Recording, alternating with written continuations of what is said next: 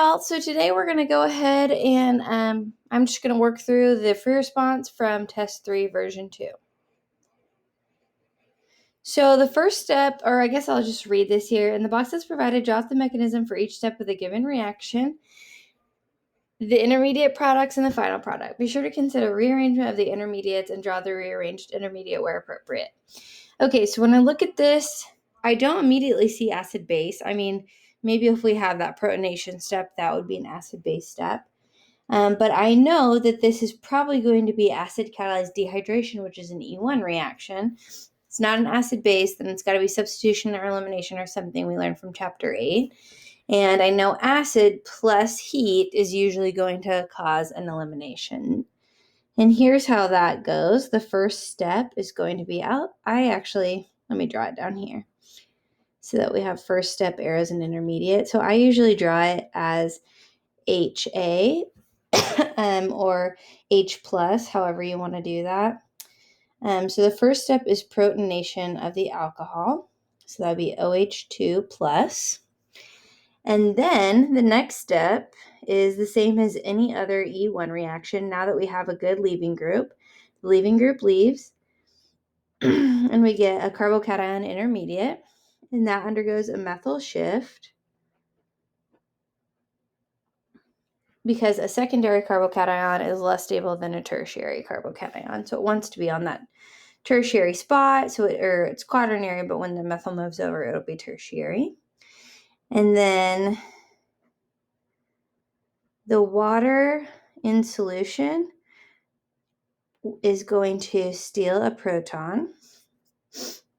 So it could steal from here, either of these methyl groups, or from here. But since this is a pretty narrow nucleophile, it's probably going to form the more stable, which is this structure. So that should be your final product of the acid catalyzed dehydration. Okay. Did I miss a question? I did. I was thinking I might have missed one. Here's question 1. Sorry, I went out of order on there. So for the free response, pick any 3. So here we go. In the boxes provided, draw out the mechanism for each step of the given reaction, the intermediate products and the final product. Okay, so here we have Br2 and alcohol. So the first step in this reaction, well, I guess go through first. There's no obvious acid or base here to me, and there's not a good leaving group and a good nucleophile to make it substitution or elimination. So that lands me in chapter 8. There's an alkene, so it's probably some kind of addition reaction. So that's how I know it's going to be an addition reaction. And the first thing that happens with a bromonium or a bromine addition is the bromonium ion is formed. So we get this Br plus right here, plus Br minus, but there's also going to be some of this ethanol in solution. And actually, in this case, if you have this ethanol in the solution, there's going to be a lot more of it that can solvate around the bromine and attack the brominium ion to open up this ring. There's a partial positive on the more substituted side, so that's actually going to be where it attacks. And then this bond breaks. Oh, that was step 2. Sorry, I should have drawn this down here. It's kind of late, so I'm all over the place, but here we go. It's late and it's a holiday week, so I just want to have my break. So there's a partial positive right here. So it'll attack and this bond will break. And you'll get your methyl and your O, CH3 plus H. And so that's protonated. And then you also have your bromine over here. And actually, when it adds, this attacks from the opposite side that the bromine is going to break on, almost like a backside attack from an SN2. So this is going to be a wedge. If this would be a dash, this would be a wedge. This would also be a wedge. And you would get the deprotonated product. Either water or some base would come in and take this to make it OCH3 plus your methyl group plus your bromine. And so bromine is anti, one's a wedge, one's a dash to the group that added to the nucleophile, but you'll also get the enantiomer. So if, say, the bromine attacks from the top, the alcohol attacks from the top, the bromine will break and point down, or if the alcohol attacks from the bottom, the bromine will break and point up. Either of those is a possibility. Okay, so that's question 1. I did go out of order, so I'm sorry about that. Let me just check back over and make sure everything's okay with this. Yeah, that looks good. Okay, so let's go on to question 3. Which alcohol would undergo acid catalyzed dehydration most quickly? So just like in this last question, the first step that happens in an acid catalyzed dehydration is all of these would be protonated to turn it into a good leaving group, because it's essentially just a specific type of E1 reaction. And then the next step in any E1 reaction is the leaving group leaves. So when that leaving group leaves, a carbocation is formed. The carbocation formed here would be secondary. The carbocation formed here would be tertiary. The carbocation here would be secondary, here secondary, and here primary.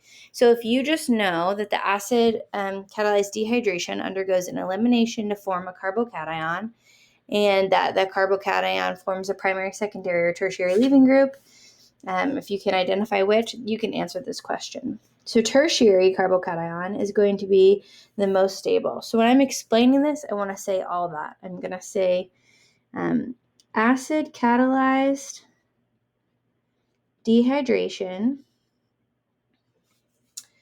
forms a carbocation when the leaving group leaves. The tertiary carbocation would be the most stable because of added electron density. So B would go most quickly because it would form the most stable carbocation. So that's kind of just the explanation I would give. To kind of explain why I think tertiary would go first, for this one, we really wanted to make sure that you not only understood that the dehydration reaction goes through a carbocation, but that a tertiary carbocation is most stable, and therefore that is going to be the one that's most willing to form, so it'll go most quickly. So that would be my explanation. Okay, question 4. Predict structures A, B, and C. Make sure that you're using proper regiochemistry and stereochemistry. Okay, so NaNH2, when you have 2 leaving groups, is notoriously good at an elimination reaction, an E2 reaction to form an alkyne. And we talk specifically about that in chapter 7, I believe. So the NH2 is a strong nucleophile. It's going to come and take this hydrogen and kick out this leaving group, making an alkene initially. Let's see, alkene. And then there's still a bromine left behind, so it'll actually come again. The other equivalent of NH2 will come again, make an alkyne, and kick out that bromine. So you'll end up with,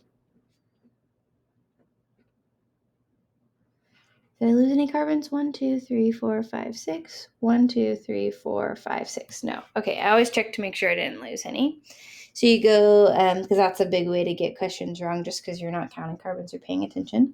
So you basically undergo 2 E2 reactions with this. And even if you didn't know that NH2 minus was usually used to make an alkyne, you can work it out. It's not an acid-base question because there's no clear proton available. So then the next would be substitution or elimination. And this is a strong nucleophile and you have a good leaving group. So you can kind of get there eventually. So you know, because that would take you to the 2 side. And with heat, it would be E2. So you can kind of get there eventually. But if you just recognize that NaNH2 with 2 good leaving groups is usually going to make an alkyne.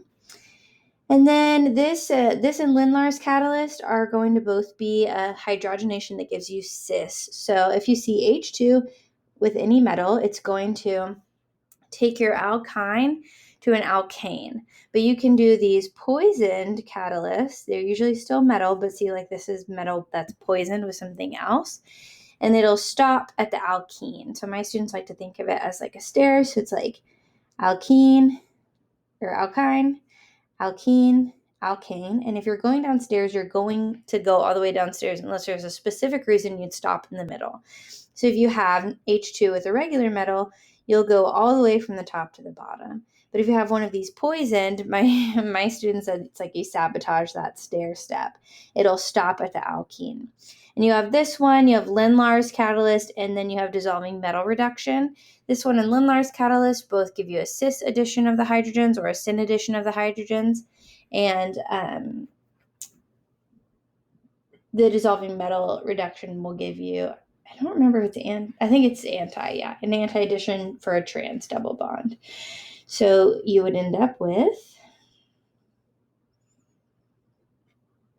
something like that because the two hydrogens added on the same side here and here. I guess I don't need to draw the wedges on that because it's not a stereocenter, but you see what I mean? They added together on the same side.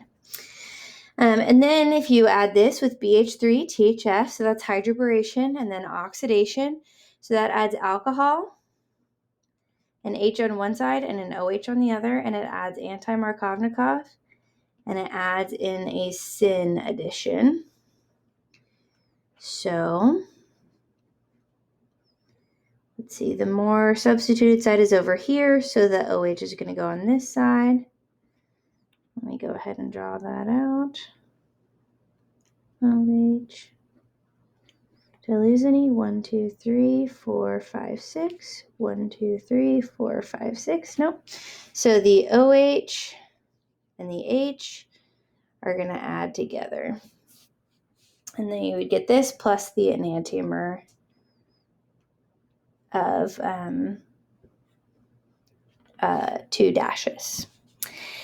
Okay, so that's going to be your answer for the free response version for this exam. I hope that was helpful for you guys. If you have any questions, please feel free to reach out.